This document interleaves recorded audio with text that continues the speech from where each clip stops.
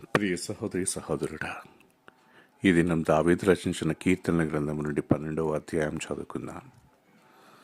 యెహోవా నన్ను రక్షింపుము, భక్తి గలవారు లేకపోయిరి, విశ్వాసులు నరులలో నుండకుండా గతించిపోయిరి. అందరూ ఒకరితోనొకరు అబద్ధములాడుదురు, మోసకరమైన మనస్సు గలవారై ఇచ్చకములాడు పెదవులతో పలుకుదురు. యెహోవా ఇచ్చకములాడు పెదవులన్నిటినీ, బింకుములాడు నాలుకలన్నిటినీ కోసివేయును. మా నాలుకల చేత మేము సాధించెదము. మా పెదవులు మావి, మాకు ప్రభు ఎవడని వారు అనుకుందురు.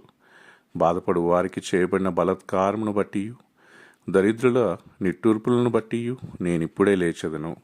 రక్షణను కోరుకుని వారికి నేను రక్షణ కలుగు చేసేదను అని యెహోవా సెలవిచ్చుచున్నాడు. యెహోవా మాటలు పవిత్రమైనవి అని మట్టి మూసలో 7 మూలలు కరిగి ఊదిన వెండి అంత పవిత్రములు.